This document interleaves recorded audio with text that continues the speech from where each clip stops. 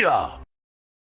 What's going on, ladies and gentlemen? Welcome back to the Fringe. We've just gotten horrible news in this country, and it doesn't surprise me anymore because we're living in a corrupt dictatorship clown world. But today I want to share with you some more bad news, and I know we've been talking about immigration a lot. Guys, hang in there with me. I know it starts to get old, but we have to address these issues. We have to talk about them. We have to get them out there. It's important.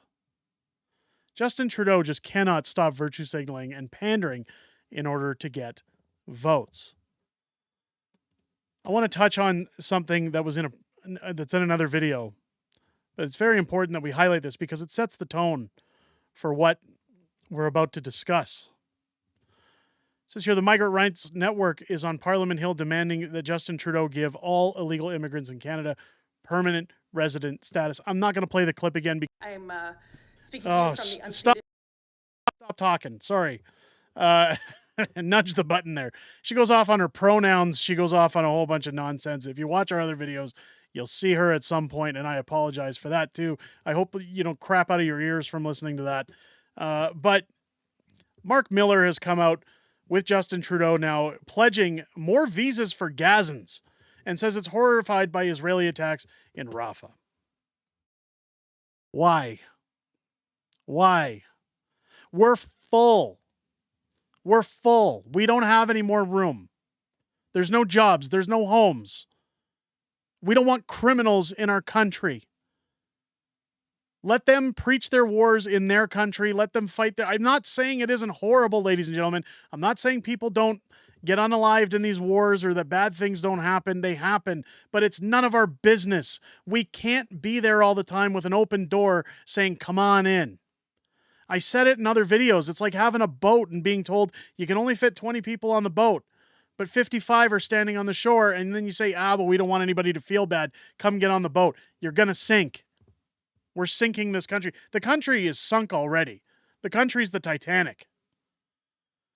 Canada said on Monday it will issue over 5,000 Gazans visas, more than it originally pledged, and said it was horrified by an Israeli airstrike that triggered a blaze causing a handful of unalived people. Sorry, I have to appease the algorithm. The visas for Canadians' relatives living in the enclave represent a five-fold increase from 1,000 temporary resident visas allotted under a special program that Canada announced in December. While movement out of Gaza is not currently possible, the situation may change at any time. With the cap increase, we will be ready to help more people as the situation evolves. This is the equivalency of what we were doing with the Ukraine, except we're not laundering money, we're laundering votes. We're bringing people over to essentially get their citizenship. Again, people are saying, well, these are just visas. Well, human rights wants permanent residency for everyone. Everyone who comes to this country looking for a new home, even though there's none to live in. Spokesperson for Miller said 448 Gazans had been issued temporary visas, including 254 under a policy not related to a special visa program, and 41 have arrived in Canada so far. I'm curious if any of them are working or if they're just getting, Canadian taxpayer money in their bank accounts and all the great benefits of being here. An Israeli airstrike on Sunday night triggered a fire in a tent camp south of Gaza City, promoting an outcry for global leaders, including from Canada. We're horrified by the strikes that did all these terrible things, blah, blah, blah. We're going to virtue signal and, huff our own farts. Canada has repeatedly supported calls for a ceasefire, including at the United Nations. Israeli Prime Minister Benjamin Netanyahu said earlier that the strike had not been intended to cause casualties and that something had gone tragically wrong.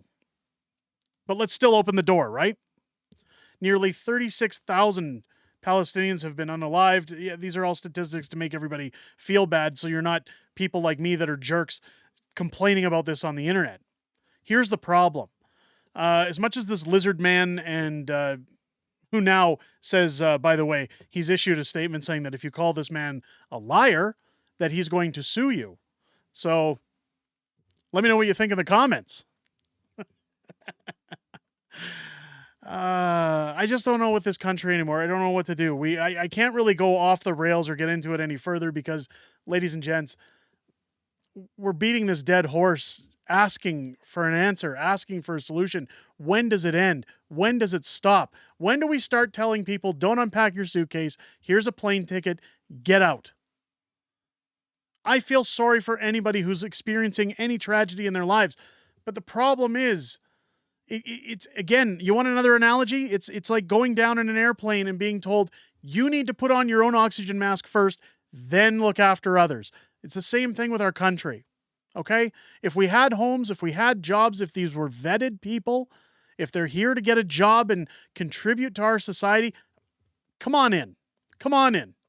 I'm happy to have you here. I'm happy for you to get a better life if you want to be a part of our system.